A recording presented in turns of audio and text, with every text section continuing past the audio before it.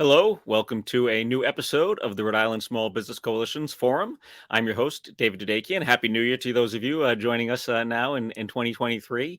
Appreciate you being here and watching our programs. Obviously, the whole treasure trove of all our previous interviews are on Facebook and YouTube, so we'll link that up down on the video here, so you can see our previous videos. But today's guest, to kick off our new year and to get into away from the election season, which we did a lot of in 2022, is the executive director of the Governor's Workforce Board, Alyssa Alvarado. She's joining us from I think from her office there, and we'll talk about what the board is, some of the grants that are going on right now, and things of that nature. So please welcome Alyssa.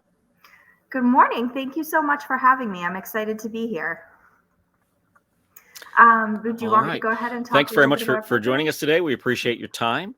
I want to approach this one a little different than I usually do. I always, look at the website, see what see what's going on. I know obviously what the workforce board is, but let's pretend, since I think a lot of folks out there, especially a lot of our viewers, don't know too much about it, don't know what's going on. Let's pretend I don't either. Let's pretend I have no idea. I haven't looked at the website or anything. Give me the quick rundown of the board and what it is that you do there.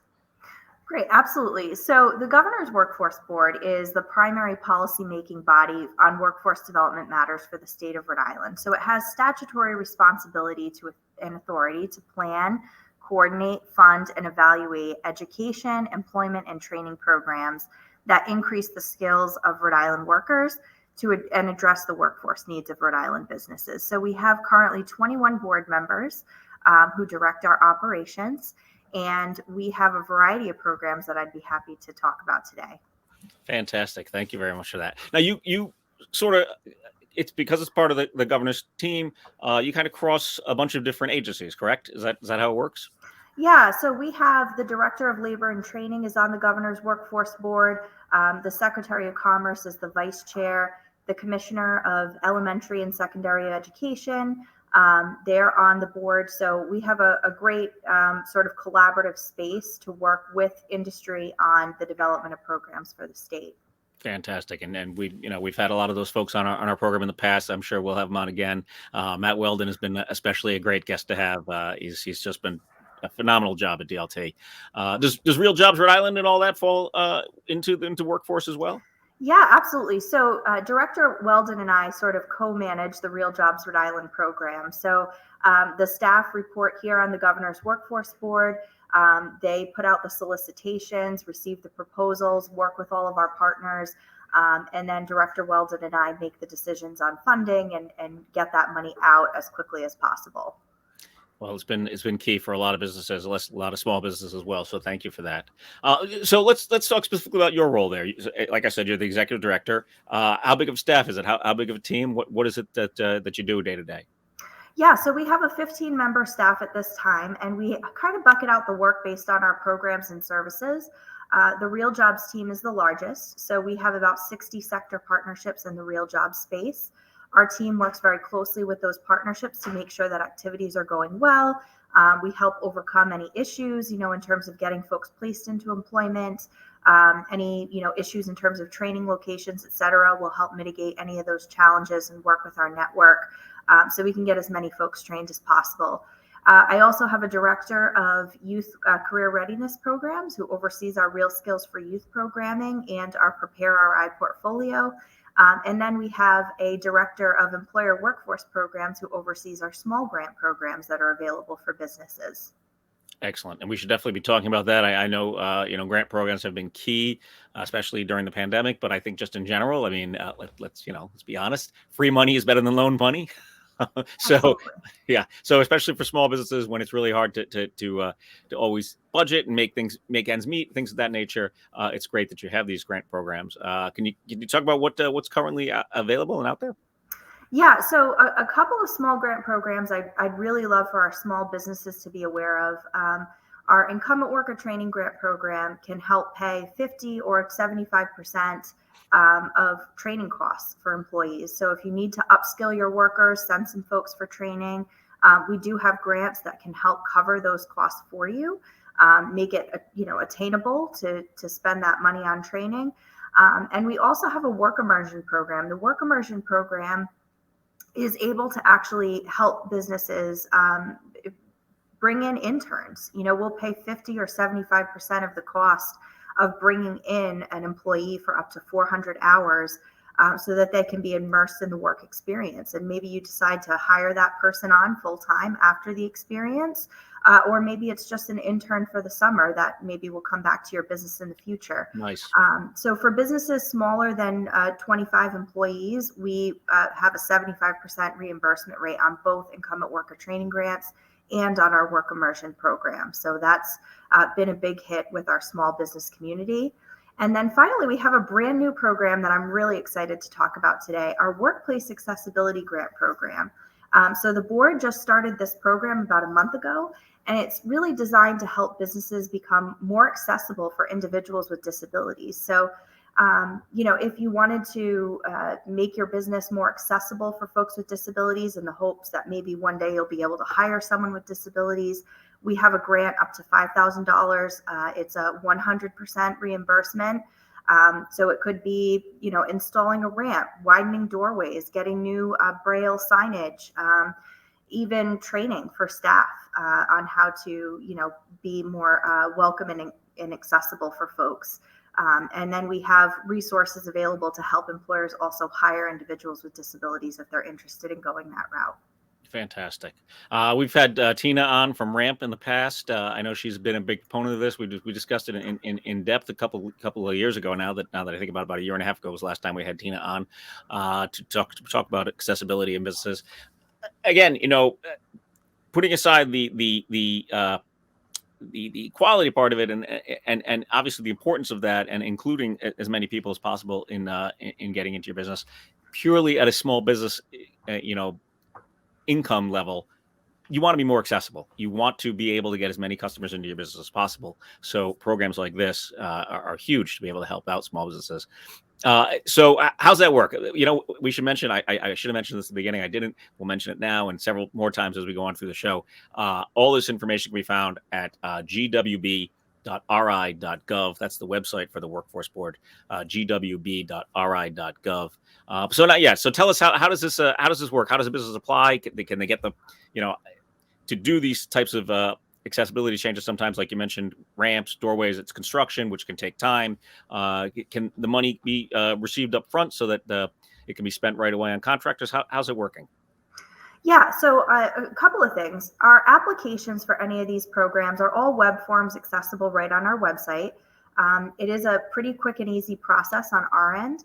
However, for businesses that have never taken advantage of any state grant programs before, I would highly recommend that they register with Ocean State Procures. It's the state of Rhode Island's vendor management system, because that is our vehicle to issue a check to the business. Good point. Yep. So if you've never used a state grant program before, registering with OSP or Ocean State Procures is a great first step. It can take about up to 2 weeks to get fully registered in that system for the first time. And that is the biggest delay that we typically see in getting businesses into these programs, is if they have not registered with Ocean State Procures. Once you're in Ocean State Procures, again, our applications are very quick and easy on our site. We're able to typically turn around approvals and get you contracts within a week or two tops. For these programs, if you apply, we typically operate on a reimbursement basis. However, for the Workplace Accessibility Grant Program, we really are trying to help the smallest of businesses. If having reimbursement of the grant is a challenge for a business, please give us a call and let us know, and we can work out a way to get the funds advanced. You do have to have a pretty clear sense of exactly what type of work you're going to do. You have to have a proposal that's going to make sense for us to fund. For example, you've gotten quotes from maybe a contractor or quotes from a vendor or a training provider that you want to utilize, so that we can really assess what the true cost is and make sure it's something that we can fund for you. Excellent point. Yeah, no, it's a very good point. I'm assuming, though, at this point, almost everyone in the small business community has heard this over and over. You got to have a DUNS number. You've got to be, registered with the, the federal government, that sort of thing, to be part of the Ocean State Procures system as well. Right. Right. Yeah. So I think anyone out there who hasn't gotten your DUNS number yet, just go get it. It takes a couple days. It's really quick and easy. You need it for any type of grant system. Hopefully, you've received the grants that we've worked on, the coalition's worked on with Commerce. So you've already got that taken care of, and you can easily apply for this ADA grant that the Workforce Board has. It sounds fantastic. I mean, really, it's such a great idea to help small businesses have this accessibility. And like I said, of course, we want to see that equality and ability for anyone to come into a small business and fund them by being a great customer. That's really the bottom line. Yeah, we're happy to help businesses get connected to the variety of resources that are out there. Again, what I love about this program is that, you don't necessarily have to have a specific individual in mind at the point that Right. you start and you get this underway. We want to help businesses just get on that path to disabilities hiring and welcoming folks in and hopefully eventually hiring some folks. But there's an incredible amount of resources that are available here in Rhode Island to help businesses hire individuals who either have disabilities or some sort of intellectual or developmental difference of any kind. We have great partnerships with the Office of Rehabilitative Services, with the Department of Behavioral Health and Disabilities. We also have great partners in the nonprofit community, the community provider network, including Access Point, Perspectives. There's a fantastic resource at Skills for Rhode Island's Future, and Workability team is able to help place candidates with disabilities. So, businesses may not know about all of these resources that are available, but there are folks who can help every step of the way. Right. That's the key. Like I mentioned before, gwb.ri.gov to get to the Workforce Board website. So yeah, are there? If you, I have looked at the website, so I'm obviously not completely unaware. But specific people for specific roles, is there what's the best contact? How's that work for folks? Yeah, so I would definitely encourage folks to go to our website. If you have questions or want to speak to someone directly, you can also call our GWB main phone line, which is 462-8860, and we'll be happy to direct you and help you. Olivia Byron is our Director of Employer Workforce Programs, and she will most likely be managing the applications that come in and working directly with the employers applying for these programs. She is a fantastic resource for businesses that are looking for some help. Excellent. And I want to stress, we mentioned construction and things of that nature, but training I just think is also fantastic that this grant will cover that as well. So I think anyone out there who wants to be a better employer, wants to understand more about working with folks with disabilities, it's great access to have this grant for them, especially like I said, it's grants. No one's looking for these handouts. We're all trying to get our businesses on the best footing possible, but grants are a huge help. So it's nice to see that. So tell us, okay, we've covered that. We've covered that grant. Is there anything else about the Workforce Board that you think is really key for small businesses that we haven't discussed yet? I think just knowing that we're here and able to be a resource for small businesses. We don't. There are a lot of things that we don't do directly, but we are absolutely happy to sort of be that partner that can help connect you to the resources that you need. There's a lot in this state that businesses may want to take advantage of, but they just don't know about those resources. Right. And so we're happy to be here to listen to what your needs are and see how we can help make connections and get you what you need. Right, absolutely, and that's what we were trying to do with the Small Business Coalition. We're trying to have these interviews with folks like yourself to get more people aware of what's out there and what resources are available for them. You mentioned the staff, but there is a board. I know one of our board members from the coalition is on the Workforce Board, Jennifer Ortiz, who we've all talked about for her amazing barbershop skills. So who else is on that board? What other sorts of folks are on that board that can be resources for you? Well, we have a fantastic chairman, Michael Gray. He's been with the board for quite some time now, about 8 years, and he is a phenomenal resource for folks. We're very lucky to have members of the business community on that board, sort of informing our decision making, et cetera. Janet Raymond, she's been on the board for a long time from the Greater Providence Chamber of Commerce, Right, yep. and leads our Strategic Investments Committee. So we really have a fantastic and supportive group of board members and a staff that works very hard to make sure we get these programs out for businesses and for job seekers as efficiently as possible. Great. And so, New year. What do you see coming down the line in 2023? What do you hopeful for? What's your expectations? What do you think? So I think we're going to have a big year. Our youth programs have been serving increasing numbers of young people, which is really important post-pandemic. We had a fantastic career exploration fair in partnership with Junior Achievement of Rhode Island just a couple of weeks ago. So December Nice. 14th and 15th, we had over 4,500 eighth graders visit the RI Convention Center to learn about different careers that are available to them. We had over 75 exhibitors, including CTE programs, businesses from across the state. If any businesses are interested in participating in that next year, we hope to have even more young people in attendance. And it was a great opportunity just to have young people learn about the career paths that are available for them. So typically a 2 to 3 day commitment, just showcasing at the RI Convention Center, but so much fun, so worth it. We had great feedback from the young people who attended as well as the teachers. Another thing that we have coming down the pike, apprenticeship is very important to us. Right. This spring, we'll be relaunching a non-trade apprenticeship expansion grant program. So up to $25,000 to develop new registered apprenticeship tracks. So that is coming down the pike. And of course, Real Jobs Rhode Island, we served over 11,000 job seekers last year through that program, and got them placed into various industry sectors. So we're very pleased to continue that work as well. Fantastic, and we're hoping to have someone from DLT on the show in the next couple of weeks as well to catch us up with what's going on with DLT. I don't know if Director Weldon's available. He's awfully busy these days. Soon to be reconfirmed again, hopefully. But I'm sure we'll have some great folks on from DLT that can help us out and tell all the small businesses out there that we try to connect with what's going on. That program with the eighth graders sounds fantastic. I'll keep an eye out for it next year, as my youngest will be in eighth grade next year. Excellent. So yeah.